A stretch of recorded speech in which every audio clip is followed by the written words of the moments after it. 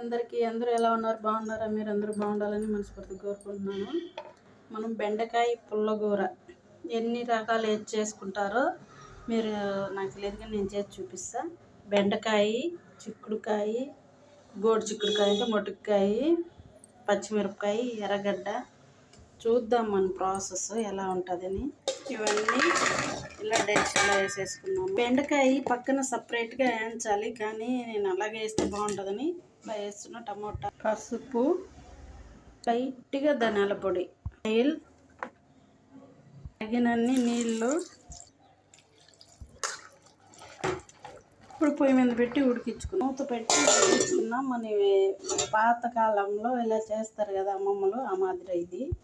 అన్ని దగ్గర పడిపి బాగా ఉడికిపోయింది కదా. కడిగి పెట్టుకున్న చింతపండు, రుచికి సరిపడా ఉప్పు కలబెట్టేసి మళ్ళీ 10 నిమిషాలు ఉడికించుకుందాం.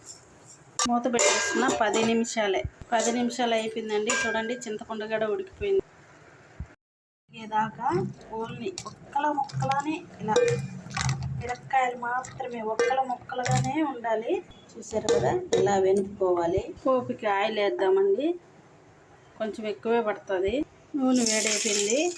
పోపు గిన్నె ఒక్క ఎండుమిరపకాయ, ఎర్రగడ్డ, చెత్తగొట్టిన తెల్లగడ్డ అంటే ఒడిము అంత టేస్ట్ని ఇస్తుంది ఇది ఈ కూరకి. ఎర్రగడ్డ అయితే కొంచెం ఎర్రగా ఈ మాదిరి వేగాలండి. దిమ్మి పెట్టుకున్న బెండకాయని వేసేద్దాం. వాసన అయితే మామూలుగా లేదు, సూపర్గా వస్తుంది స్మెల్. ఇలాగే ఆయిల్లో ఒక 20 నిమిషాలు ఉడకనిద్దాం. 10 నిమిషాలు అయిపోయింది. 20 నిమిషాల దాకా ఉడికింది. ఆయిల్ పైకి వచ్చింది చూడండి. ఇప్పుడు స్టవ్ కట్ చేద్దాం.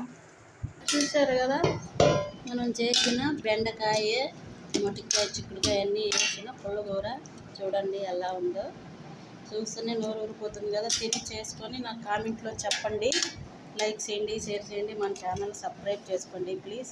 సూపర్ అంటే సూపర్ టేస్ట్ ఉంటుంది. ఓకే, కామెంట్ చేయండి. మీరు కూడా చేసుకొని తిని నాకు ఎలా ఉందో చెప్పండి. సంగటి అయితే సూపర్గా ఉంటుంది. సంగటి లేదండి, అన్నమే మాత్రం ఉండాలి.